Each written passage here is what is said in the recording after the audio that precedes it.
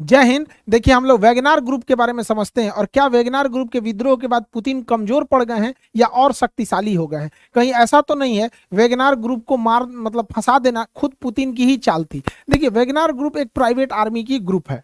WagonR group की शुरुआत जो की थी प्रिगोजिन और दिमित्री उतकिन ने किया था। इसका मुख्यालय जो है वो सेंट पीटर्सबर्ग में है। सेंट पीटर्सबर्ग में इसका मुख्यालय, और इसकी सेना बहुत जगह फैली हुई है। ये रिक्रूटमेंट भी अपनी सेना में करते रहते हैं।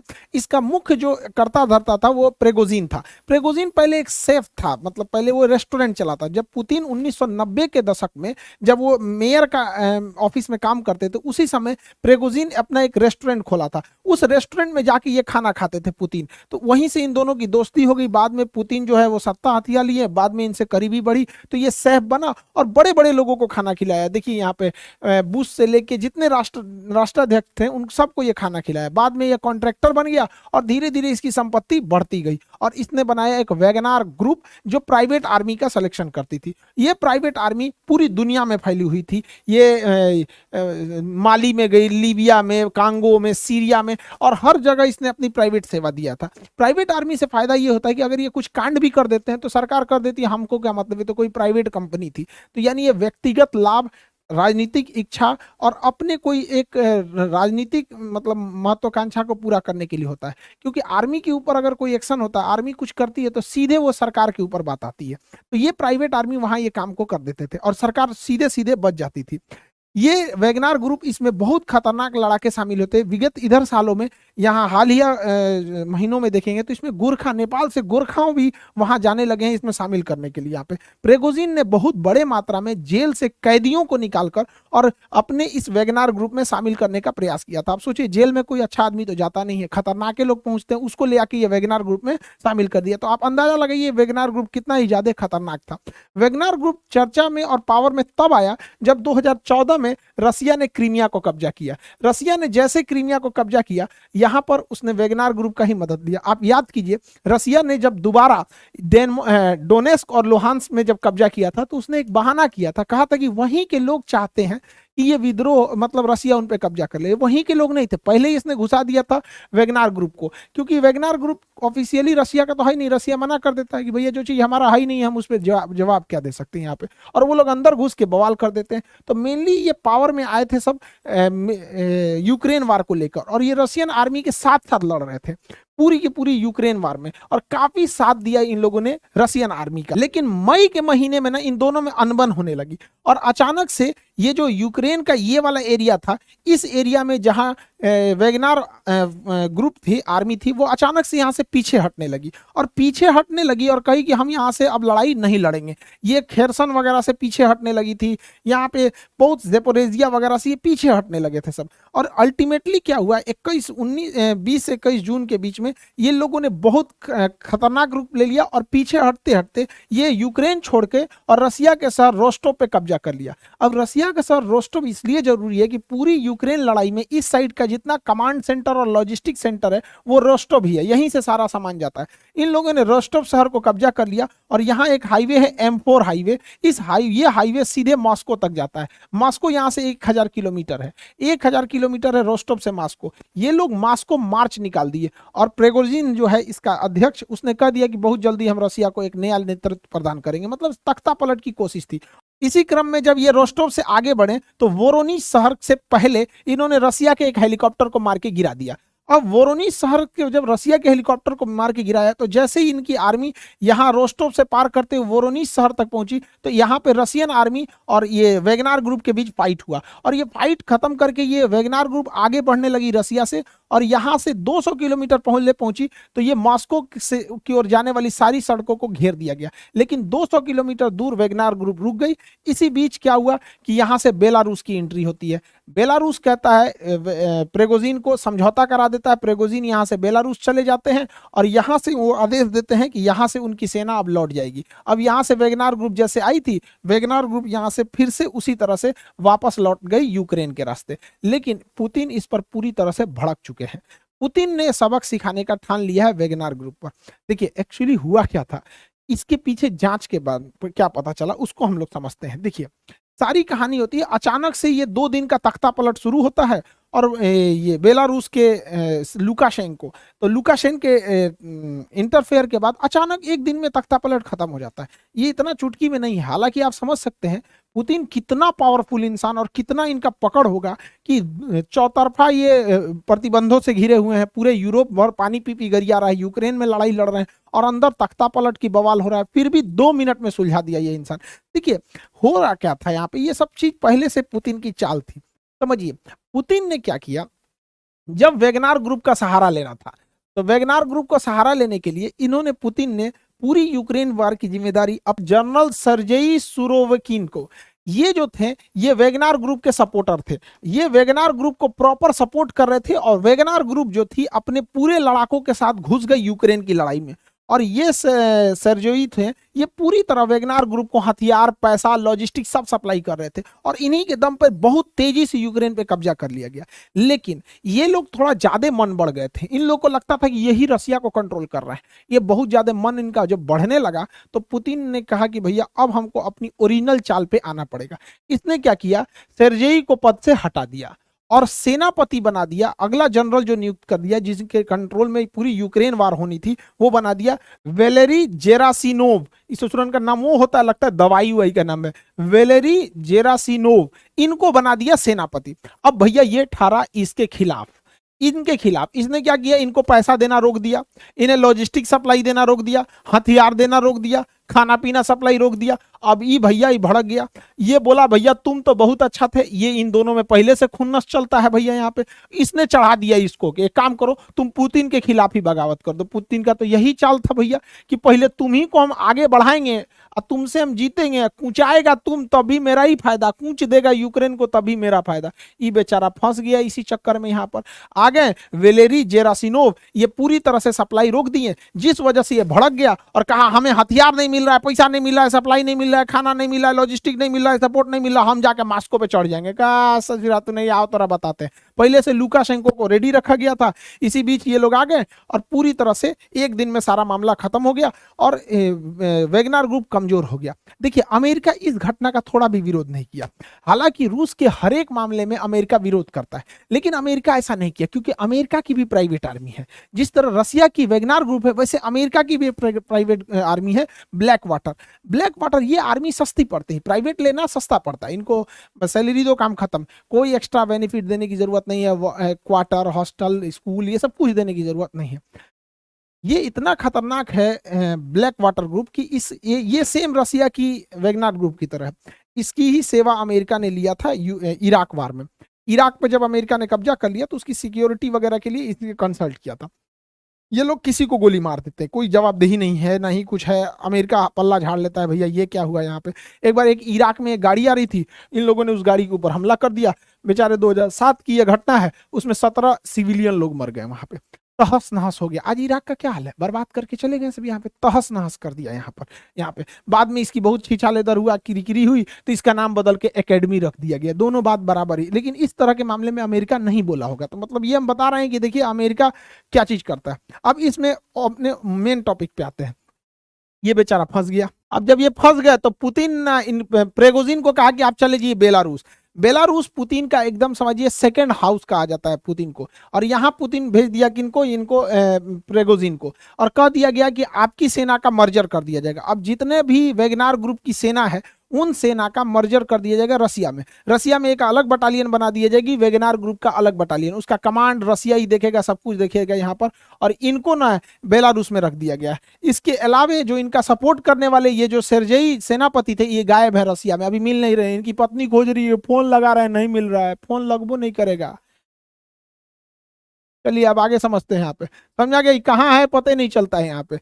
अब उनका फोन नहीं लग रहा है, आगे देखते हैं हम लोग। यहाँ पे देखिए ध्यान से, तो ये इनको बेलारूस भेज दिया गया इनकी पूरी सेना में। अब क्या किया गया है, अब कमांड दिया गया चेचन लड़ाके जो यहाँ पे रमजान कादिरोव को। पुतिन के सबसे भरोसेमंद अगर कोई है वो रमजान कादिरोव है। ये चेचन लड़ाके ये सबसे खूंखार माने जाते हैं।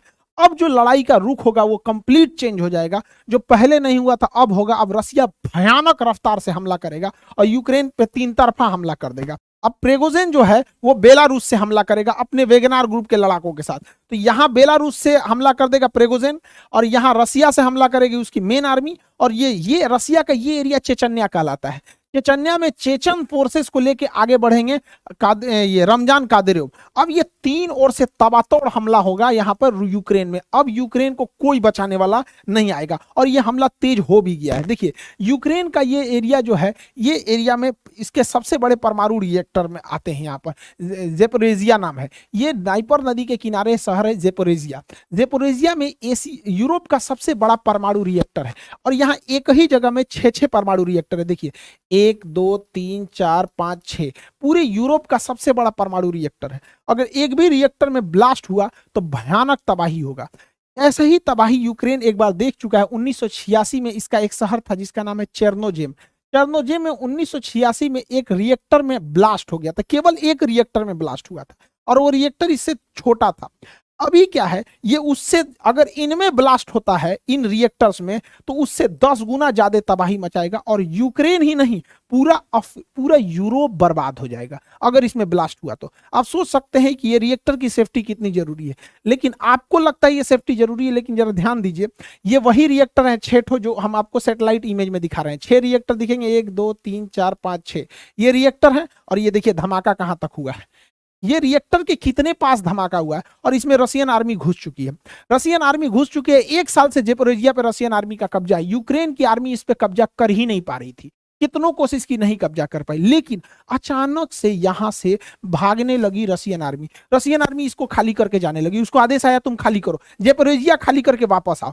अब यूक्रेन को नहीं समझ में आ रहा, अगला टारगेट पुतिन का है कि जितने ये रिएक्टर है इस पर हमला कर देगा। लेकिन पुतिन इंतजार करेंगे हवाओं के रुख का, क्योंकि जब परमाणु रिएक्टर ब्लास्ट होता है तो उसमें खतरनाक रेडिएशन निकलते हैं, जिसमें गामा किरण सबसे खतरनाक होती है। जैसे हम कोरोना को नहीं देख सकते थे, वो हमारी जान ले लेता था, उसी तरह परमाणु रिएक्टर से निकलने वाली गामा रेस को हम नहीं देख सकते, लेकिन हमारी जान ले लेता है। अब अगर हवाओं का रुख इस पे डिपेंड करेगा, अगर हवाओं का रुख इस साइड में है तो पूरे यूरोप को तबाही होगी, और हवाओं का रुख इस साइड है तो अगर इसमें ब्लास्ट किया गया तो उल्टा रूस को तबाही होगी। अब यहां से रूस ने अपनी सेना को वापस बुला लिया है। जिस दिन हवाओं का रुख इधर होगा, मौसम विभाग बता देगी कि अगले 4 दिन 5 दिन तक हवाएं इधर चलेगी, विस्फोट करके जेपोरेजिया को उड़ा देगा। और इससे पहले जेपोरेजिया को काम तमाम कर दिया गया, क्योंकि जेपोरेजिया जो परमाणु रिएक्टर है इसके पास ये बहुत बड़ा जलाशय है जो इसको कूलिंग के लिए काम आता है, ठंडा करने के लिए। पुतिन ने इसका पानी सुखा दिया, कैसे, इसमें बांधवे तोड़ दिया। यहाँ पे ये रिएक्टर हो गया, ये रिएक्टर,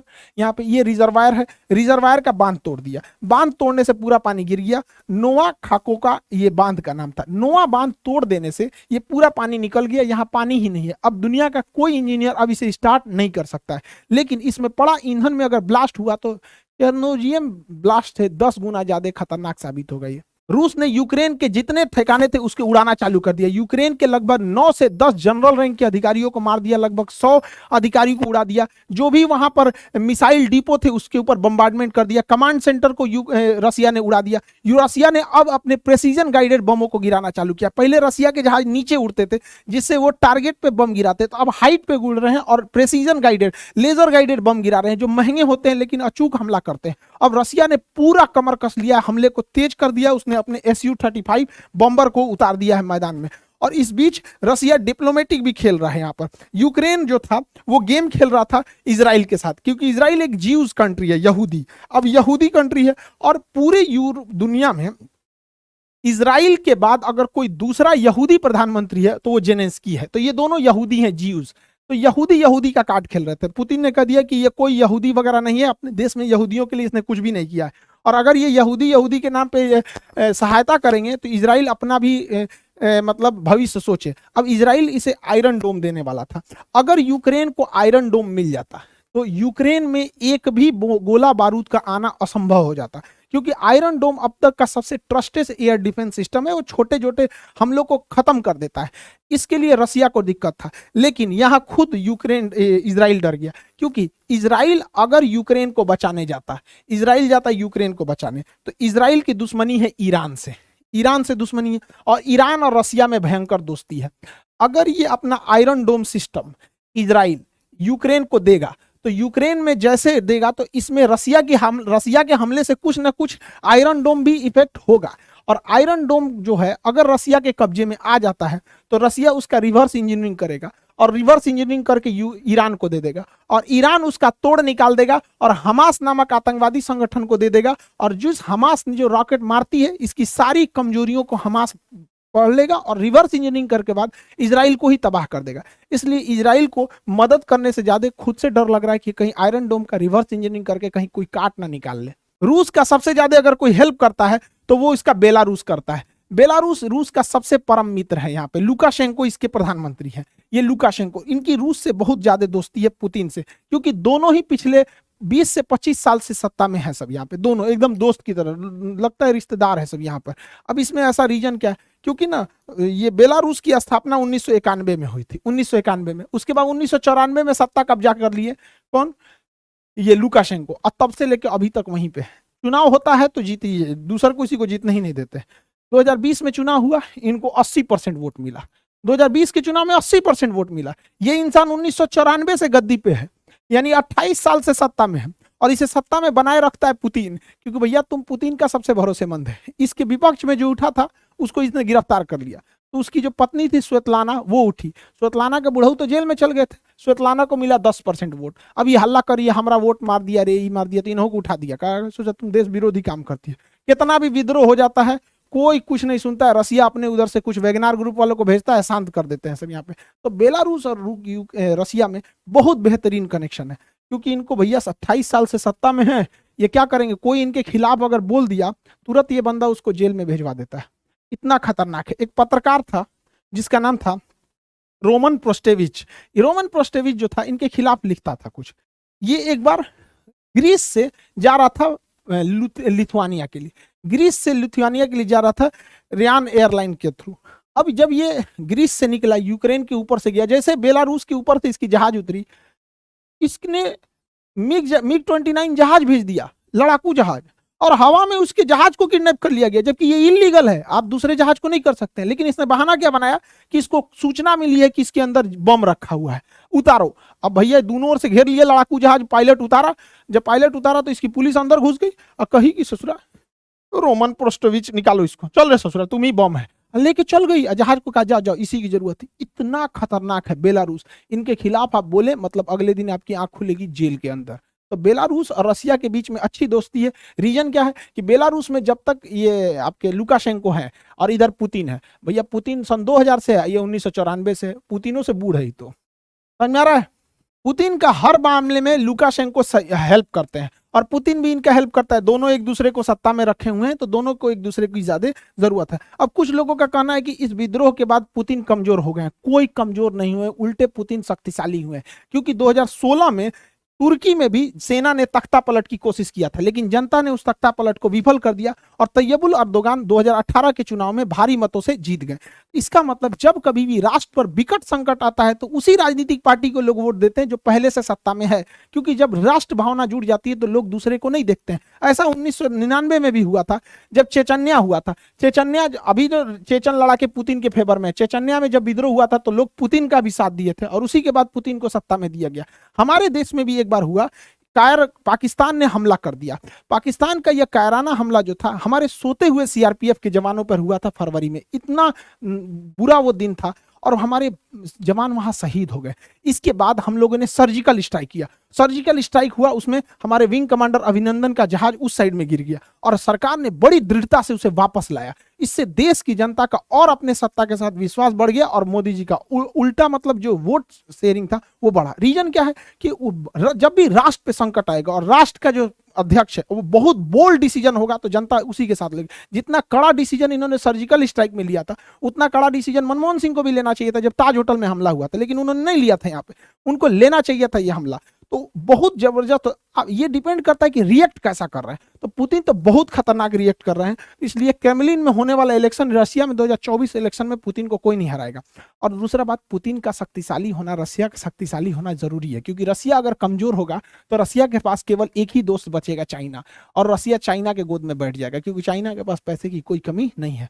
और चाइना पे रसिया गया तो दिक्कत है, क्योंकि हमारे इंडियंस का 70% हथियार जो है वो रसिया से है। हमारी पूरी डिफेंस इंडस्ट्री रसिया पे है, इसलिए रसिया का शक्तिशाली होना जरूरी है, वरना वो चाइना के गोद में बैठ जाएगा। और चाइना के गोद में पहले से पाकिस्तान बैठा हुआ है। आई होप आप इस टॉपिक को समझे होंगे। अब यूसीसी यूनिफॉर्म सिविल कोड समान सिविल संहिता क्या है, इस पर एक वीडियो बना देंगे। उसके बाद फ्रांस पे क्या क्रांति हो रही है उस पर बना देंगे।